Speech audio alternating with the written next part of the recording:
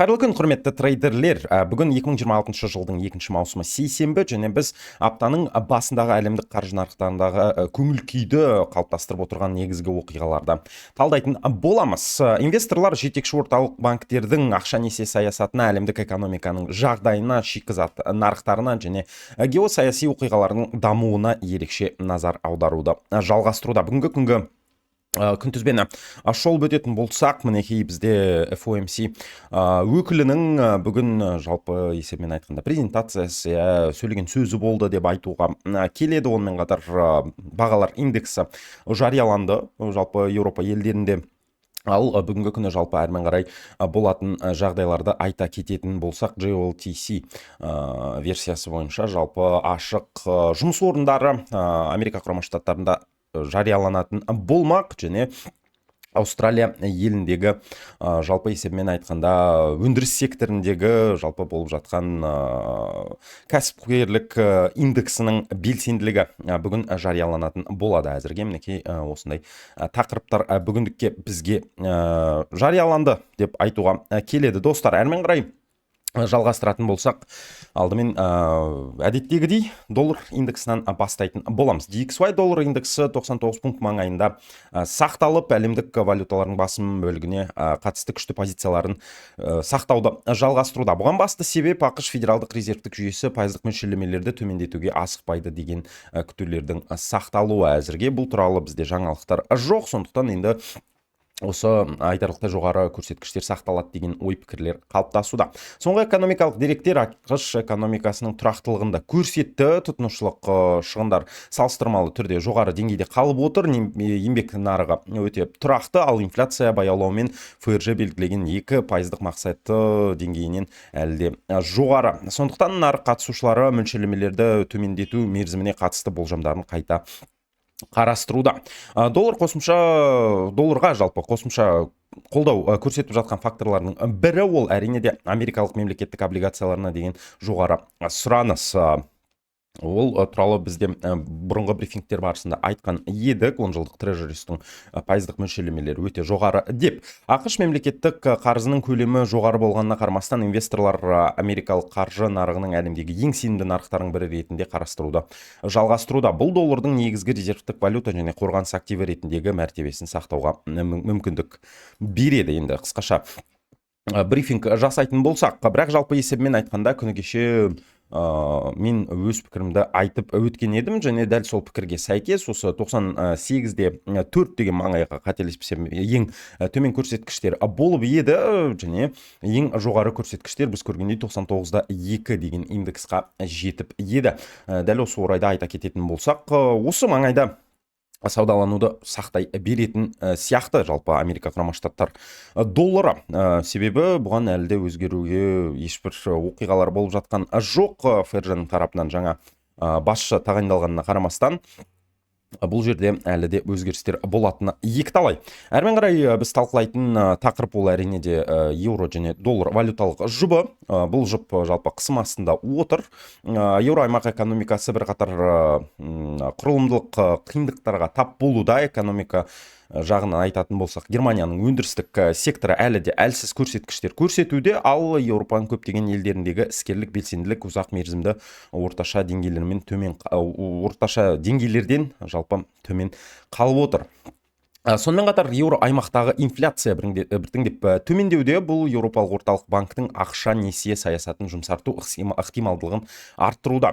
Көптеген сарапшылар EOB пайыздық мөлшерлемелерді ФРЖ-ға қарағанда ертерек және жылдамырақ төмендетуі мүмкін деп есептейді. Дәл осы фактор еуроның әлсіздігінің негізгі себептерінің бірі болып отыр. Сондықтан көреміз енді. Біз тамашалағандай, жалпы есебімен айтқанда осы соңғы апталарды айта кететін болсақ, ең жоғары деңгей мінекей 1,100-ден мыңнан кешірім өтінем 167, ал ең төменгі деңгей 161 екенін көріп отырмыз. 158 кешірім өтінем. Дәл осы маңайда сақталу ықтималдылығы әлі де жоғары. Жалпы есебімен айтқанда еуро-доллар жұбының, бірақ бүгінгі қысқа мерзімді перспективаларды айта кететін болсақ, төмендеуі әбден ықтимал. Әрмен қарай біз сіздермен көшетін тақырып ол әрине де доллар мен жалпы Ұлыбритан фунты жұбы. Британ фунты да күшті доллардың жалпы қысымын сезінуде, алайда Ұлыбританиядағы жағдай еуро аймақтан біршама ерекшеленеді. Елдегі инфляция дамыған экономикалар арасындағы ең жоғары деңгейлердің бірінде қалып отыр, ал еңбек нарығы салыстырмалы түрде тұрақты болып қалуда.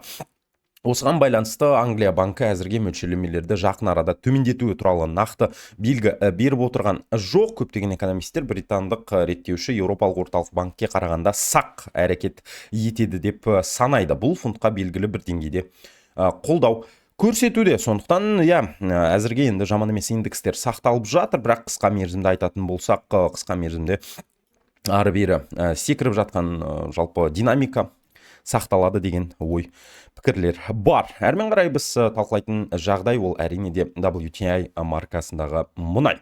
Нарықтардың ерекше назарында мұнай секторы қалып отырған айта кету қажет. WTI маркалы мұнай маусым айын мамырдағы құбылмалы саудадан кейін салыстырмалы түрде жоғары деңгейде бастап жатыр. Біз көргендей мұндағы негізгі факторлар жалпы ОПЕК плюстың шешімдері және таяу шығыстағы жағдай сол баяғы. Инвесторлар әлемдік энергия тасымалдаушыларына деген сұраныстың болашағын бағалауды жалғастыруда. Бір жағынан өндірісті шектеу шаралары жалпы мұнай бағасын қолдап отыр. Екінші жағынан әлемдік экономиканың баяулауына қатысты алаңдаушылық мұнай бағасын одан әрі өсу әлеуетін шектейді. Сондықтан енді дәл осы бір қалыпты деңгейде сақталады деген ойдамыз, айтарлықтай тұрақты түрде. Және қысқа мерзімді перспективаларды айтатын болсақ, мұнай нарығы өсуі әбден ықтимал. Нарық Қытайға деген ерекше назарды аударып жатыр дәл қазір. Қытай экономикасының жандануы мұнайға деген сұранысты айтарлықтай арттырып, шикізат нарықтарына қолдау көрсетуі мүмкін. Алайда соңғы деректер Қытай экономикасының қалпына келуі біркелкі емес дегенін көрсетуде. Қытайдың жалпы жылжымайтын мүлік нарығы да әлі де күрделі жағдайда қалып отыр. Үкіметтің көптеген қолдау шараларына қарамастан тұтынушылар мен инвесторлардың сенімі баяу қалпына келуде. Бұл елдің жалпы экономикасының өсіміне тәуекел туғызуда. Ал әрмен қарай біз сіздермен талқылайтын тақырып ол әрине де Америка Құрама Штаттары доллары мен жапониялық иена. Бұл валюталық жұп жалпы өсу үрдісін сақтауда. ақш пен Жапония арасындағы пайыздық мөлшерлеме айырмашылығы Жапония иенасына қысым көрсетуде жалғастырып жатыр.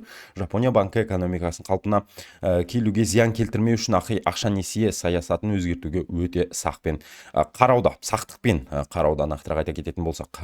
Сонымен қатар Жапон билігі валютаның бағымдағы шамадан тыс құбылмалықтарға жол бермеу туралы жиі ескертіп жатыр. Бұны біз бірнеше өткен брифингтер барысында айтып өткен едік. Бұл иенаның одан әрі әлсіреу жағдайына ықтимал валюталық интервенциялар туралы күтулерді күшейтуде. Сондықтан көреміз, бірақ әзірге бұл интервенциялар тек қана сөз үстінде болғандықтан, менің ойымша енді доллар өзінің күшті позицияларын жалпы жапониялық иенаға қарсы сақтауы тиіс. Америка доллары және Канада доллары жұбы мұнай нарығындағы динамикаға өте сезімтал.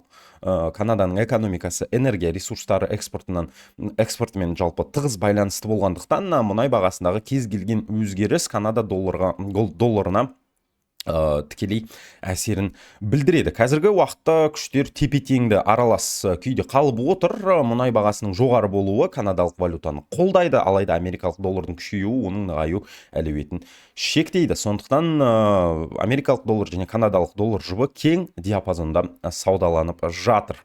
Біз көріп отқандай, және қысқа мерзімді перспективаларда алатын болсақ, енді біз мұнай нарығы сәл өседі деген ой пікірлерге келіп едік. Сондықтан енді бұл жалпы есебімен айтқанда канадалық долларды да қолдап, оның өсу әлеуетін үлкейтеді деген ой пікірлер бізде бар. Қор нарықтарына инвесторлар жасанды интеллект секторын бақылауды жалғастыруда. Технологиялық компаниялар америкалық индекстердің негізгі драйвері болып отыр. Ірі корпорациялар AI инфрақұрылымына, есептеу қуаттарына және деректерді өңдеу орталықтарына миллиардтаған доллар инвестициялар салуды жалғастырып жатыр. Сонымен бірге енді алаңдаушылық артып келеді. Сарапшылардың көбі қор нарығы өсімінің бірнеше ірі технологиялық компанияға тәуелді болып қалғанын атап өтуде. Егер компаниялардың табыс өнімі баяуласа, технологиялық сектордағы құбылмалық күшеюі мүмкін деген ой пікірлер бар. Әрмен қарай енді алтын тақырыбында қозғап өтейік достар. Жалпы есебімен біз түсінетіндей бұл басты енді қорғаныс активтерінің бірі болғандықтан бұл өте маңызды жалпы тақырыптардың бірі. Бағалы металға геосаяси тәуекелдер, орталық банктер саясатына қатысты белгісіздік және көптеген елдердегі мемлекеттік қарыздардың жоғары деңгейі қолдау көрсетуде. Сонымен қатар америкалық облигациялар кірісілігінің жоғары болуымен күшті доллар алтын бағасының одан әрі өсуін шектеп жатыр. Сондықтан алтын нарығы қазір бір-біріне қарама-қарсы факторлардың ықпалында қалып отыр. Сондықтан оның өсу әлеуеті сәл шектеліп жатыр деген ой пікірлер бар. Сондықтан айтарлықтай бір тұрақты деңгейде дәл осы маңайда саудасын сақтайды деген ой пікірлер бізде бар. Сонымен қатар криптовалюта нарығы да инвесторлардың назарында. Биткоин кең диапазонда саудалануды жалғастыруда және қаржы нарықтарындағы жалпы көңіл күйге, сондай-ақ цифрлық активтерді реттеуге қатысты жаңалықтарға сезімтал болып отыр. Институционалдық инвесторлардың криптовалютаға қызығушылығы сақталғанымен, жоғары пайыздық мөлшерлемелер мен әлемдік орталық банктердің қатаң саясаты секторға жаңа капиталдың келуін шектеуде. Экономикалық факторлардан бөлек инвесторлар халықаралық саясатты да мұқиятта бақылап жатыр. Негізгі назар ақш пен Қытай арасындағы сауда қатынастарында және онымен қатар таяу шығыстағы жағдайға және жаһандық энергетикалық қауіпсіздік мәселелеріне аударылған.